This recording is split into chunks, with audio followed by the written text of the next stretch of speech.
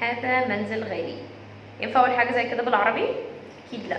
زيها بالانجلش I cannot say this is a house expensive. This is a wrong sentence. الجمله غلط. علشان كده لما اجي ادرس الانجلش في الاول لازم ادرس حاجه اسمها parts of speech او اجزاء الكلام. معاكو لقاء من وين تيم، تكون موجوده النهارده عشان نتكلم عن parts of speech وازاي استعملها صح.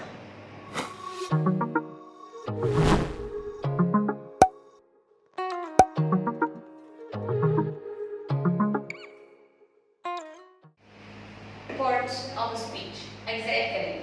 verb فعل، noun اسم، adjective صفة، adverb هو الحال. النهارده هنفوكس على الادجكتيف. ايه هي اصلا الادجكتيف؟ صفة. ايوه يعني برضه اعمل ايه؟ طيب انا بستعمل الصفة عشان اوصف nouns. nouns زي احمد ومحمد وسلمى، ولا ممكن اوصف ترابيزة وكرسي وشباك؟ exactly. ممكن اوصف عاقل او غير عاقل، يعني ممكن اوصف بني ادمين زي راجل وولد وطفل، وممكن اوصف حاجات جماد غير عاقل زي الكرسي والبورد والتكييف، كل الحاجات دي. المهم ان هو يكون noun. طول ما هو noun انا هعرف استعمل الادجكتيف علشان اوصفه. طيب دي اول حاجه، انا دلوقتي عرفت اصلا ايه هي الادجكتيف. طيب لما اجي استعملها بقى احطها فين؟ في اول الجمله ولا اخرها؟ طب في النص؟ طب قبل الناون ولا بعد الناون؟ خلونا نركز على الجزء دوت. احنا عندنا two ways، طريقتين اقدر استعملهم عشان اوصف الادجكتيف واحطها في structure صح في الجمله. اوكي؟ خلونا نتكلم عن اول حاجه وهي الادجكتيف بلس الناون.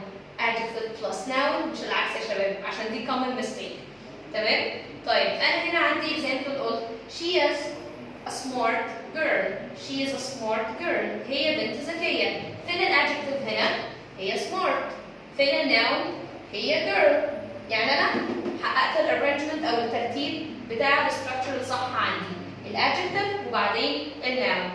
طيب في example تاني they are good students. هما students كويسين. فين الادجكتيف هنا؟ good ولا students؟ for sure good. فين الناون؟ students.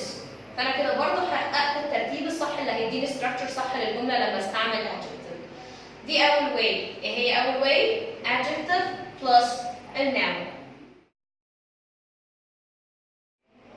تاني way عندي هي verb to be plus الادجكتيف. ايه هو verb to be يا شباب اصلا في الاول؟ as، am، are، was and were. am، as، are، was and were. اوكي؟ طيب بعد verb to be بحط الادجكتيف على طول. يعني هقول he is strong. he is strong. طيب قولوا لي هنا الاول فين اصلا verb to be؟ هو as. فين الادجكتيف؟ strong. فانا حققت الارانجمنت الصح اللي هيديني structure مظبوط لما استعمل الادجكتيف. تاني example عندنا هو she is tall. هي طويلة. فين verb to be؟ the same as. فين الادجكتيف؟ tall. فبكده دي تاني way عندي اللي اقدر استعمل فيها الادجكتيف علشان تديني structure مظبوط.